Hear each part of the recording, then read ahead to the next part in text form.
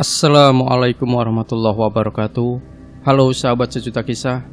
Bahagia sekali kami bisa kembali hadir menjumpai Anda. Dan semoga juga Anda masih terus setia bersama channel kami yang setiap hari selalu menyuguhkan cerita misteri yang menarik untuk Anda simak. Kali ini kami sudah menyiapkan sebuah cerita misteri yang berjudul Teror Pocong Mbak Sum.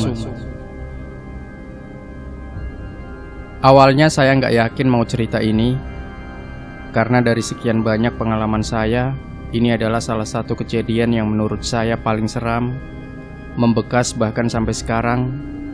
Dan jujur, saya masih rada merinding kalau ingat kejadian ini. Jadi sebelum saya masuk ke ceritanya, saya mau bilang, kalian boleh percaya atau nggak percaya, kalau ada yang lain yang senantiasa hidup bersama kita. Terlepas dari itu, kita harus saling menghormati. Waktu itu hari mulai petang, temanku si Adi tiba-tiba bilang sesuatu yang ganjil. "Lu nggak pulang? Bentar lagi maghrib loh." Aku bingung karena nggak biasanya Adi atau teman-temanku yang lain nyuruh pulang di saat maghrib adalah waktu yang tergolong sore bagiku. Aku perhatiin teman-teman yang lain setuju. Aku memang kalau main biasanya ke desa tetangga, sebuah desa yang terletak di sebelah timur desaku berada. Waktu itu aku masih SMK dan jalanan belum diaspal sama sekali. Jadi kalau naik sepeda pasti ngerasain geranjalnya batu kerikil. Desaku dan desa tetangga satu kecamatan hanya terpisah oleh sungai kecil dan sebuah pemakaman. Pemakaman ini khusus untuk desaku dan desa tetangga. Jadi bisa dibilang ini adalah pemakaman satu-satunya dan untuk bersama. Karena temanku juga bergegas mau pulang, akhirnya aku ngalah, aku pun pulang. Meski sebenarnya aku masih mau main dan bercengkrama, karena aku jarang sekali bertemu mereka di sela kesibukan aku sekolah. Di sepanjang jalan yang dipenuhi rumah warga, aku baru sadar, menurut aku ini aneh. Nggak biasanya jam sore seperti ini, semua rumah warga sudah ditutup. Bahkan beberapa rumah sudah mematikan lampu teras.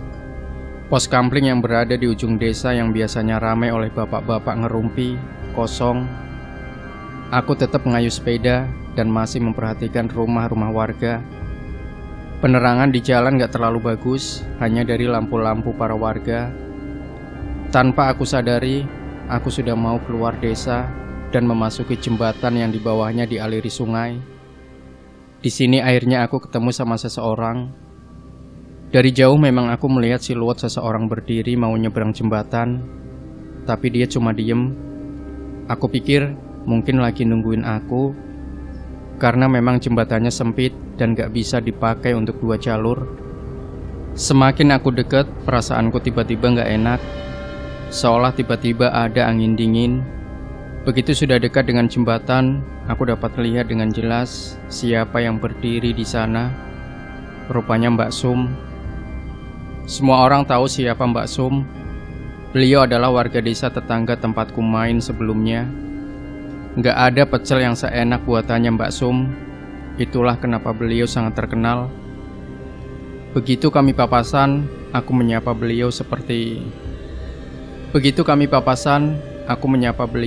seperti aku menyapa warga, sebagai sopan santun sebagai masyarakat Jawa yang tahu tata krama. "Monggo." Tapi Mbak Sum tidak menjawab salamku, beliau cuma berdiri. Matanya kosong melihat jalan menuju pemakaman. Aku pikir mungkin beliau tidak dengar salamku, jadi aku lanjut masuk ke jalur pemakaman. Meski pemakaman, aku udah sering lewat sini karena emang cuma ini akses jalan menuju desa sebelah, kecuali mau muter lebih jauh lewat pabrik gula. Anehnya, petang ini aku nggak lihat ada yang lewat. Seharusnya banyak orang lewat sini selain aku, karena akses di sini yang paling dekat. Aku berusaha nggak mikir macem-macem, jadi aku masuk ke area pemakaman. Aku juga nggak lupa buat ucap salam, karena aku percaya ada kehidupan setelah kematian, menurut apa yang aku percayai. Gemerincing rantai sepedaku terdengar, perasaanku jadi nggak enak. Kalau begini biasanya sepedaku mau los rantainya. Aku cuma batin, jangan di sini losnya. Nanti aja di rumah warga. Dasar apes, rantai sepedaku los beneran. Aku mengumpat keras-keras, cuancok. Tapi begitu sadar aku ngumpat di pemakaman, nyaliku langsung ciut. Aku buru-buru benerin rantai sepedaku. Aku lihat depan belakang masih belum lihat ada orang lewat. Kalau saja itu bukan sepeda satu-satunya, pasti sudah aku tinggal. Di sela aku benerin sepeda, aku dengar suara seperti burung. Aku lihat sekeliling, suaranya semakin lama semakin terdengar jelas. Di sini mau gak mau aku akhirnya ngeliat ke area pemakaman. Pemakamannya sendiri terpisah dari jalan utama oleh tembok setinggi dada orang dewasa. Waktu aku berdiri, aku bisa lihat rentetan batu nisan dan pohon kamboja di sampingnya. Tapi ada yang menarik perhatianku, seperti di balik salah satu pohon kamboja, ada yang sedang mengintip melihatku. Aku menyipitkan mata, berusaha memperhatikan sebelum seseorang menggertak bahuku. Aku berjingkat saking kagetnya. Tapi begitu aku tahu siapa yang menggertakku, aku jadi lega. "Ngapain kamu di sini maghrib-maghrib seperti ini?" katanya. Beliau adalah Pak Iman, juru penjaga makam ini yang rumahnya tepat di gerbang masuk makam desaku berada. "Rantai saya los, Pak," aku bilang polos. Beliau memperhatikan sekeliling, mimik wajahnya panik. "Ya udah, sini tak bantuin." Beliau membantu membenarkan rantaiku, sementara aku melihat di mana aku tertuju tadi, gak ada apa-apa. Karena yang aku lihat cuma pohon kamboja, tanpa ada siapapun di baliknya. Begitu rantainya sudah terpasang, Pak Iman segera bilang dengan nada tergopoh-gopoh, "Sudah, cepat pulang. Jangan lupa bersihkan badanmu. Jangan keluar-keluar lagi ya." Aku cepat mengayuh sepedaku buat pulang, sementara Pak Iman pergi lagi dengan senter tua di tangannya. Itu adalah pengalaman paling mengerikan yang pertama kali aku rasain saat lewat pemakaman desa. Tapi itu masih awalnya saja.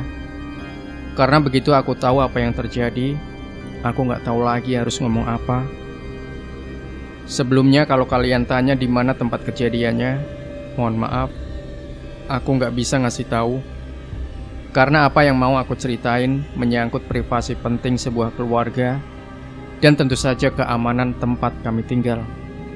1 minggu setelah kejadian itu, aku ketemu sama Adi di gor yang biasa digunain buat olahraga. Aku sama Adi emang beda sekolah, dan seperti yang aku bilang, aku jarang main ke desa sebelah, meski desa kami bertetangga. Adi sendiri temanku waktu SD. Aku basa-basi ngobrol sambil minum es tebu. Ngobrol ngalor ngidul, tiba-tiba aku keingat kejadian petang itu. Aku ceritain semua, mulai dari rumah warga sampai kejadian di pemakaman yang menurut aku serem itu. Tapi aku lupa detail cerita waktu aku ketemu Mbak Sum. Awalnya Adi gak tertarik dengan ceritaku, dan soal rumah udah dikunci itu adalah hal yang lumrah terjadi. Aku tahu kayaknya Adi nutupin sesuatu. Aku juga cerita kalau di pemakaman kayak lihat ada orang ngintip aku dari balik pohon kamboja sebelum Pak Iman datang. Adi masih gak tertarik. Sampai akhirnya aku cerita, aku ketemu sama Mbak Sum di jembatan di atas aliran sungai antar desa. Di saat itu, aku tahu Adi tampak pucat dan lihat aku dengan tatapan ngeri. Adi gak ngomong apapun, kemudian dia pamit karena dia kudu balik ke sekolah. Aku gak penasaran sama sekali karena emang semua rentetan kejadian gak ada yang perlu dibikin penasaran. Sampai akhirnya ketika aku di rumah dan nyokap bilang gak masak, aku usul sama nyokap, "Beli pecelnya Mbak Sum aja, Mak." Nyokapku cuma lihat aku dengan tatapan bingung. "Loh, kamu gak tahu?" kata nyokap. "Tahu apa, Mak?" kataku. "Mbak Sum udah meninggal 1 bulan yang lalu." Innalillahi. Aku cuma batin karena baru tahu sekarang. Jujur aja, aku itu orangnya emang interaksi sosialnya kurang. Jangankan tetangga desa, tetangga sendiriku kadang lupa namanya. Aku masih gak percaya dengan apa yang aku baru dengar. Sampai aku baru ingat kejadian aku ketemu Mbak Sum, bukannya seminggu yang lalu. Aku kaget, aku tanya nyokap, apa nggak salah soal kapan meninggalnya Mbak Sum? Beliau cuma bilang kalau nggak salah karena nyokap ngelayat ke sana. Tapi nyokap ngerasa ada yang aneh waktu pemakaman. Aku tanya apa, tapi nyokap nggak mau kasih tahu. Katanya Pak Malik membicarakan kematian seseorang dan gak pantas aja yang begituan diceritakan. Aku mendesak nyokap buat cerita karena aku sumpah penasaran, sekaligus aku mau mastiin lagi. Nyokap tetap kekeh gak mau cerita, tapi nyokap cuma bilang gak ada yang diizinin buat lihat jasad Mbak Sum yang mau dikebumikan. Tanya aja bapakmu, dia kan ikut nguburin. Aku baru ingat bokap biasanya bantuin tiap ada pemakaman. Jadi akhirnya aku nunggu bokap pulang kerja.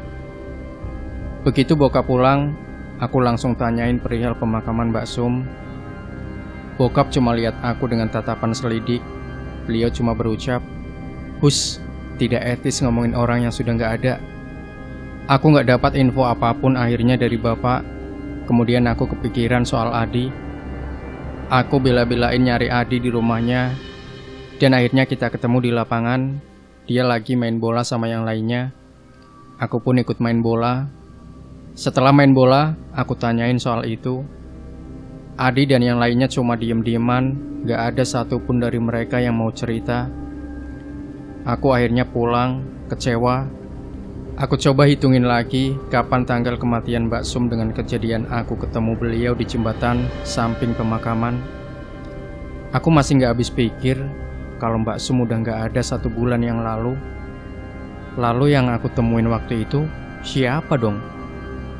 Intinya waktu berjalan cepat dan aku ketemu Adi lagi. Dia lagi sama teman sekolahnya ngopi di warung dekat alun-alun. Di sini aku ngabisin banyak waktu buat ngobrol sama dia. Sampai akhirnya dia nyeletuk, "Kamu masih penasaran kenapa aku gak mau ngomongin soal Mbak Sum?" Otomatis aku kaget. Udah lama aku gak tertarik lagi sama hal itu. Dan udah ngeyakinin mungkin aku salah lihat waktu itu. Tapi pertanyaan Adi terlalu menggiurkan untuk ditolak. Jadi aku bilang, "Iya, aku masih tertarik." Adi ngeliat sekeliling kayak mau bicarain rahasia negara. Kemudian dia ngeliatin aku sambil setengah berbisik, "Mbak Sum jadi pocong bro." Mendengar hal itu, yang pertama kali aku ucapin cuma astagfirullah. "Lu jangan ngaco di," ucapku gak percaya. Adi nyanggah ucapanku dan bilang kalau 40 hari setelah kematian Mbak Sum di desanya diteror oleh pocong yang menyerupai wujud Mbak Sum. Di sini aku cuma diem ngedengerin Adi nyeritain semua informasi dan pengalaman-pengalaman semua warga kampung yang ngeliat dengan mata sendiri. Sampai sini aku bakal nyeritain apa yang Adi dengar dari semua warga kampung yang dihebohkan dengan teror pocong selepas maghrib. Adi masih terlihat takut, terdengar dari suaranya yang rada pelan.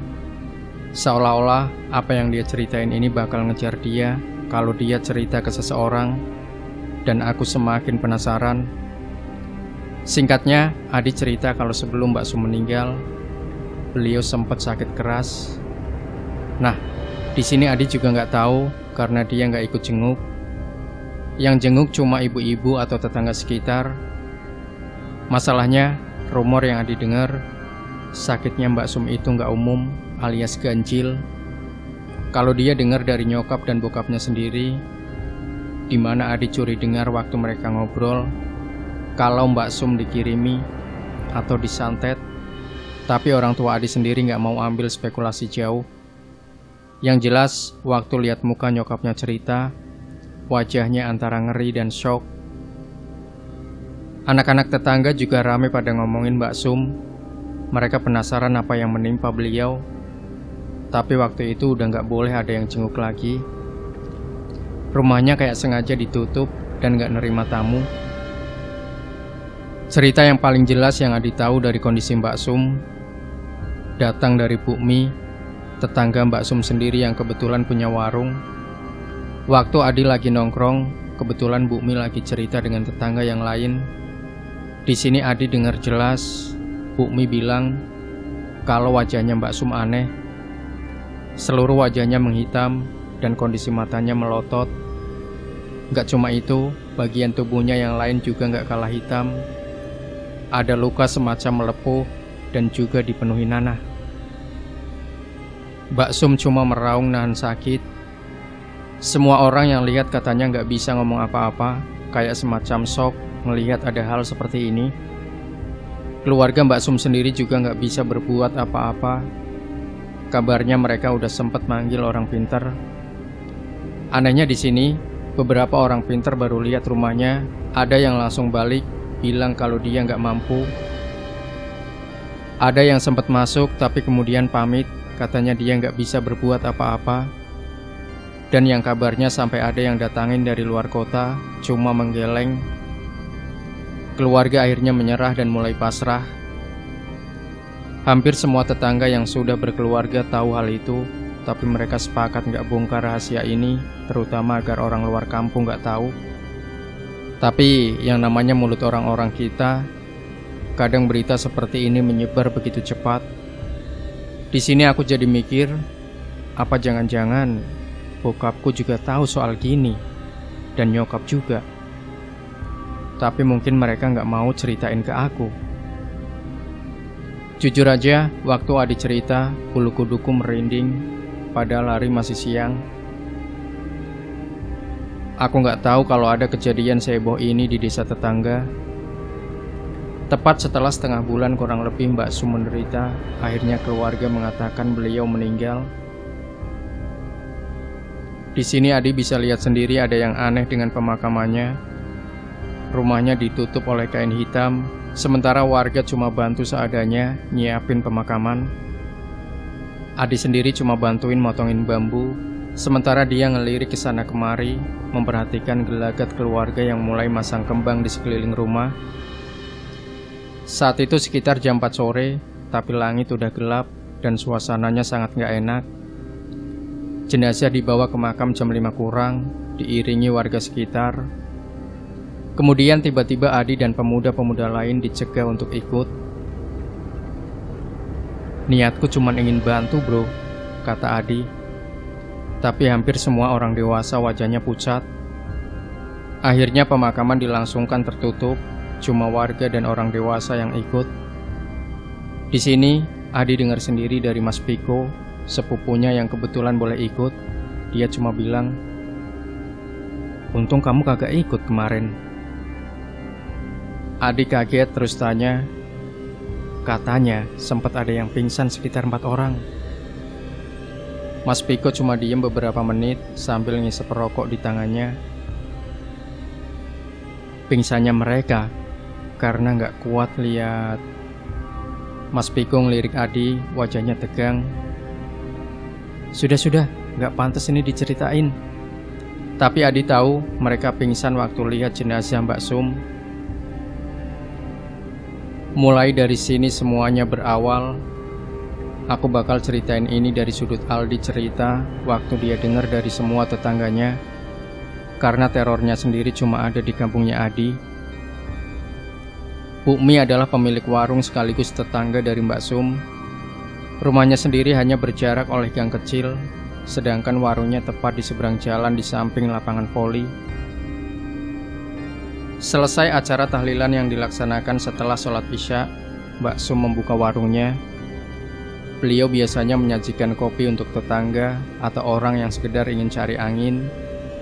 Tapi malam itu suasananya lain. Gak pernah Bu Mi merasa kondisi desanya sesepi ini. Dia cuma duduk sambil melihat jalanan yang kosong. Kemudian firasatnya tiba-tiba gak enak. Bu Mi merasa malam ini dia tidak seharusnya buka.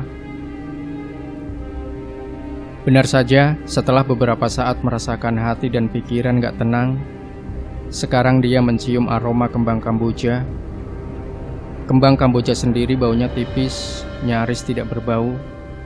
Tapi kali ini baunya tercium menyengat. Dilihatnya kesana kemari, mencari dari mana asal bau ini muncul. Jalanan masih sepi. Sementara angin dingin malam berhembus, masih jam 8:30, tapi suasananya nyaris seperti jam 12. Sampai akhirnya Bu Mi mendengar suara seseorang memanggil, suaranya merintih. Mbok, Mbok.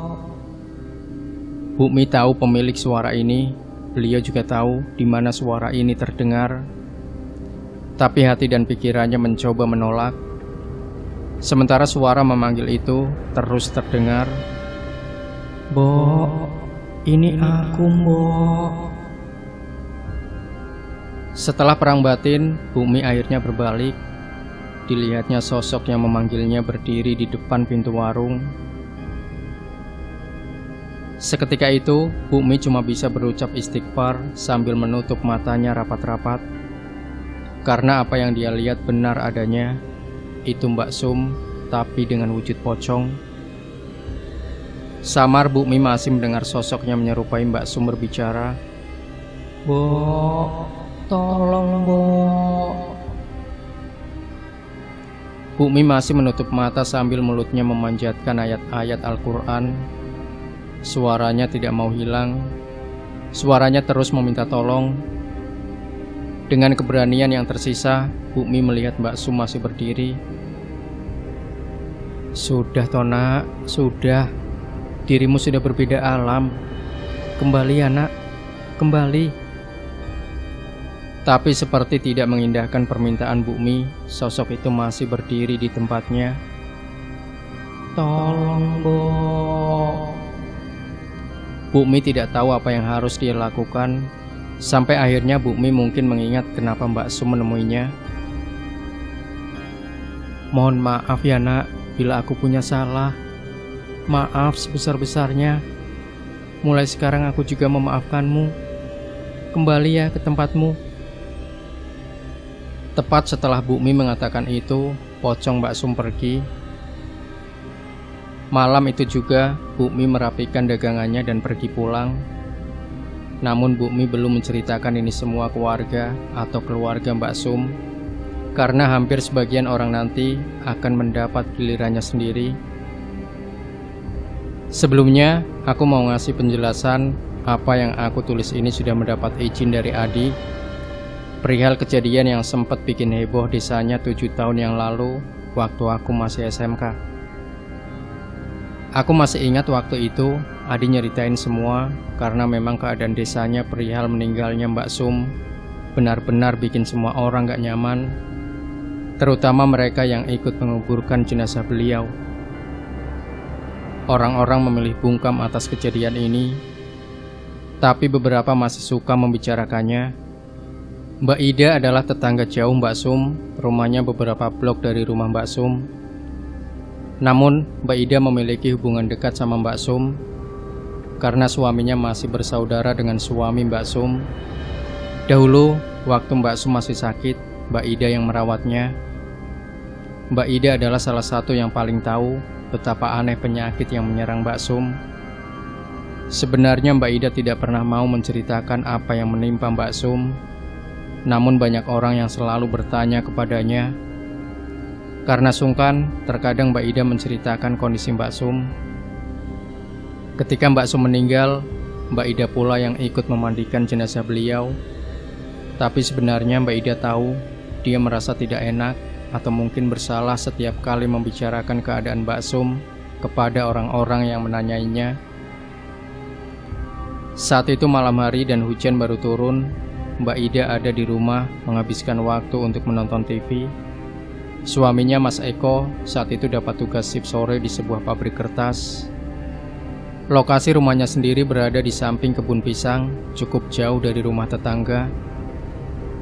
Sekitar jam 11 malam, Mbak Ida masih menonton TV. Belum ada keinginan untuk tidur. Sementara hujan masih turun, meski hanya sekedar rintik-rintik. Sampai suara ketukan pintu mengalihkan perhatiannya.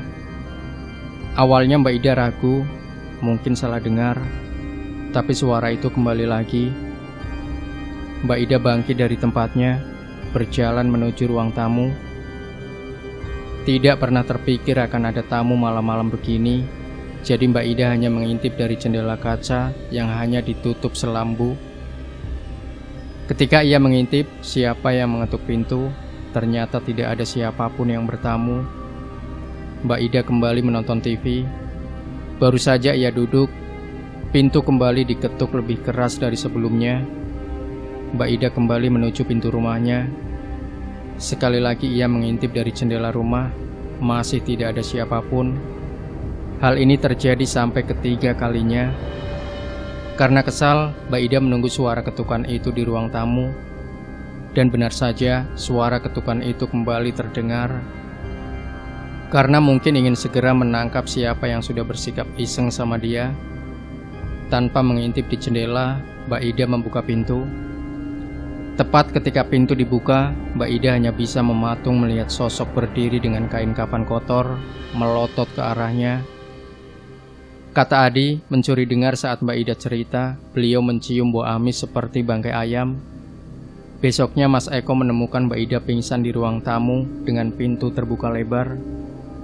Mas Eko yang panik segera membangunkan Mbak Ida. Kabar tentang pocong Mbak Sum segera menyebar, ditambah pengakuan Bu Mi kalau beliau juga melihatnya tempo hari. Bu Mi menceritakan kejadian itu, hanya saja ia mencium bau bunga kamboja, sedangkan Mbak Ida mencium aroma bangkai ayam.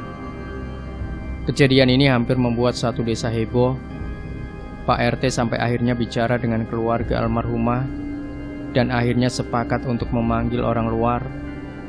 Saat itulah orang yang dimintai tolong menjelaskan bila Mbak Sum meninggal tidak wajar dan biasanya diikuti dengan penasaran. Untuk alasan kenapa Bu Mi dan Mbak Ida didatangi oleh beliau, karena mereka membicarakan hal yang seharusnya tidak dibicarakan. Saat dimintai jalan keluar itu, orang pintar itu hanya bilang, tunggu sampai 40 hari, maka ia akan pergi dengan sendirinya. Untuk yang tahu keadaan beliau sebelum meninggal, lebih baik diam saja, tidak perlu diumbar atau diceritakan.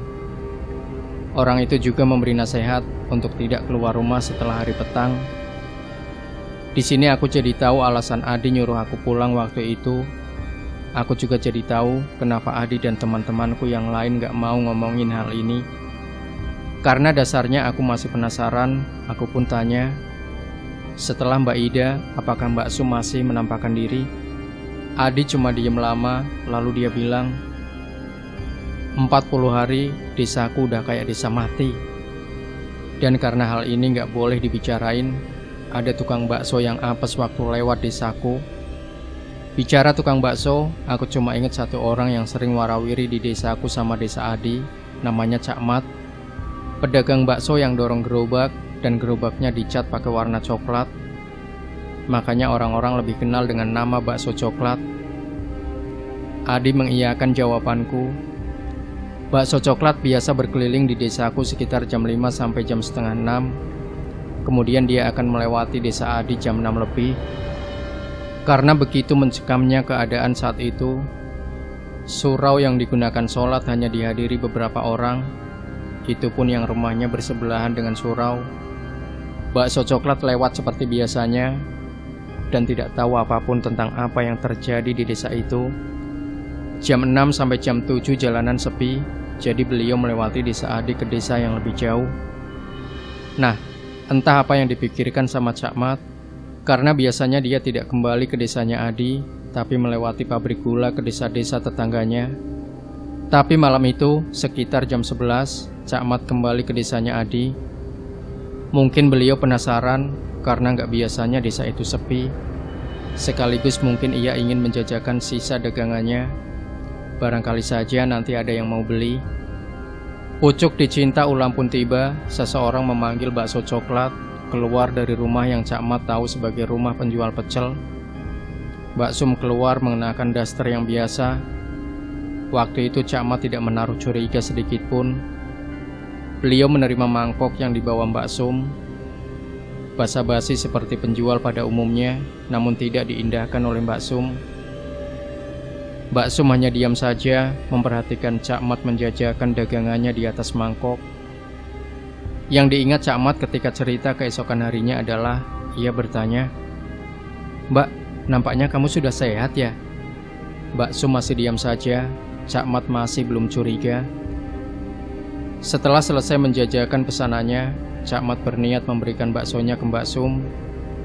Tapi seperti disambar geledek, yang di depannya sudah bukan Mbak Sum lagi, tapi pocong yang wajahnya hitam pekat melotot ke arahnya. Cak Mat yang orangnya sudah biasa melihat hal ganjil awalnya takut sampai gemetar. Mangkok yang dia pegang jatuh mengenai kakinya. Rupanya mangkoknya juga berubah menjadi mangkok isi kembang yang biasa ada di pemakaman. Tapi setelah istighfar beberapa saat kemudian, Cak Mat berani menatap pocong di depannya. Yang diingat Cak Mat waktu itu, pocong hitam yang menyerupai Mbak Sum waktu sakit itu meminta tolong sama beliau. Jadi Cak Mat tahu kalau Mbak Sum sakit keras dan sempat menjenguk. Tapi beliau tidak tahu kalau Mbak Sum meninggal setelah beberapa hari karena Cak Mat pulang ke kampungnya. Malam ini adalah malam pertama dia berjualan lagi. "Mat, tolong Mat," pinta Mbak Sum, suaranya menderita. Cak Mat yang takut bercampur prihatin hanya menatap pocong Mbak Sum. Dengan keberanian yang dipaksakan, Cak Mat bertanya, "Ada apa toh Sum? Minta tolong apa?" "Tolong Mat, bukakan tali pocongku." Cak Mat saat itu hanya diam, bimbang antara mau membantu atau tidak. Karena Cak Mat pernah dengar ada yang membukakan tali pocong dan berakhir meninggal. Jadi pernah ada kejadian di daerah lain, ada pemuda yang nekat membantu membukakan tali pocong. Tapi rupanya wajah pemuda itu disembur sampai melepuh. Dan konon pocongnya itu sendiri adalah pocong kiriman. Tidak mau berakhir seperti itu, Cak Mat hanya meminta maaf tidak sanggup. Pocong Mbak Sum tidak mau pergi, bahkan mengikuti Cak Mat yang kemudian mendorong pulang dagangannya. Pocong Mbak Sum bahkan menungguinya di rumah kontrakannya. Istri Cak Mat sampai bingung melihat suaminya tidak mau tidur dan melihat teras terus. Keesokan paginya, Cak Mat menemui keluarga Mbak Sum dan meminta maaf sebesar-besarnya karena dulu ketika menjenguk, Cak Mat beberapa kali mengatakan hal yang kurang baik di hatinya, seperti wajah Mbak Sum yang buruk sekali ketika kena penyakit ini. Hal itu sebenarnya tidak disengaja. Setelah kejadian itu, Cak Mat tidak berjualan di desa Adi sementara waktu, dan beliau tidak melihat Mbak Sum lagi di depan rumahnya. Tapi cerita yang terakhir ini Adi dengar dari Mas Supri, tetangganya sekaligus manten baru. Mas Supri ini dulunya sempat merantau keluar Jawa. Beliau kembali ke Pulau Jawa setelah menikah dan menempati rumah orang tuanya. Waktu cerita tentang pocong Mbak Sum sedang heboh-hebohnya, Mas Supri yang selalu bilang untuk tidak percaya hal begituan. Dia mengaku sudah sering lihat yang lebih menakutkan dari sekedar pocong di luar Jawa. Tapi malam Jumat itu tidak akan pernah Mas Supri lupakan. Ketika beliau cerita ke Adi dan teman-temannya, Mas Supri seperti masih nggak percaya apa yang dia lihat. Waktu itu, kamar mandi dan toilet jadi satu, tapi terpisah dengan rumah utama. Jadi kalau mau ke toilet, harus keluar rumah dan jalan beberapa langkah untuk sampai. Namun malam itu suasananya lain, lebih dingin, dan Mas Supri ingin buang air besar. Dia keluar rumah lewat pintu belakang, berjalan sebentar, lalu sampailah di toilet. Sudah lepas celana, Mas Supri nyalain rokok di dalam toilet. Sampai akhirnya dia ngerasa perasaannya mendadak tidak enak, semacam gak tenang, diikuti suara ayam. Mas Supri masih gak mikir macem-macem. Tapi lama-kelamaan semakin berisik ayamnya. Belum selesai suara ayam, bau anyir langsung tercium. Sempat dia pikir asal baunya dari limbah buatannya, tapi baunya lain. Setelah selesai, dia bergegas keluar. Betapa kagetnya dia saat di luar toilet, Mbak Sum berdiri menyambutnya. Mas Supri tidak ngomong apa-apa, tapi langsung lewat dan masuk ke rumah. Dipikir sudah aman, tapi bau anyir masih kecium di hidungnya. Pas sudah masuk kamar, Mas Supri naik ke ranjang. Istrinya sudah tertidur lelap, tapi bau itu belum juga hilang. Karena sudah tidak tahan, Mas Supri membangunkan istrinya. Istrinya yang bangun dan sedikit kesal kemudian bertanya, "Ada apa, Thomas?" Mas Supri hanya bilang, "Dek, bacakan ayat kursi. Ada Mbak Sum di sini." Mendengar itu, istrinya awalnya kaget, tapi segera mulutnya membaca melantunkan ayat Al-Quran. Setelah bau itu hilang, istrinya cuma bilang, "Tadi Mas lihat ada Mbak Sum toh?" Mas Supri cuma nunjuk sebelah almari. "Tadi Mbak Sum berdiri di sana, Dik." Adi kemudian mengatakan setelah 40 hari itu, semua warga ramai mengadakan pengajian khusus di dekat pemakaman. Dan setelah malam itu, pocong yang menyerupai Mbak Sum sudah tidak terlihat menampakkan diri. Tapi Adi masih diam. Setelah aku paksa bicara, Adi akhirnya mengatakan, katanya sempat masih ada yang lihat, tapi cuma di dekat pemakaman. Dan yang lihat itu bukan warga desa, tapi orang umum. Terlepas dari apa yang menimpa desa dan musibah keluarga Mbak Sum, tapi belum ada yang bisa memastikan apakah itu benar-benar Mbak Sum ataukah jin yang menyerupai Mbak Sum. Karena pernah ada yang bicara kalau itu bukan Mbak Sum, tapi jin usil yang kebetulan ingin menggoda. Setiap kali orang-orang pintar yang didatangkan tidak mau bercerita perihal itu, mereka cuma mengingatkan agar tidak lagi membicarakan hal-hal buruk yang menjadi aib saudaranya.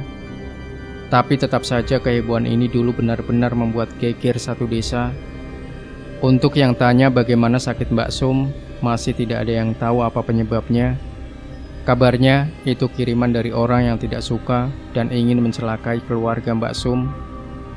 Aku yang benar-benar mengalami melihat Mbak Sum di jembatan saja, masih kadang gak percaya kalau kejadian itu benar-benar terjadi.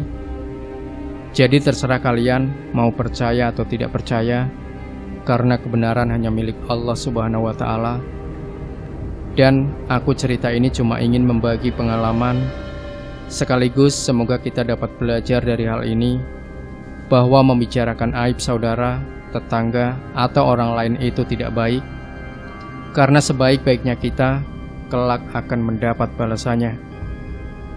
Demikian sahabat Sejuta Kisah, tinggalkan komentar Anda, like, share video ini, subscribe channel Sejuta Kisah, dan nantikan kembali cerita-cerita mistis terbaru dari kami setiap harinya.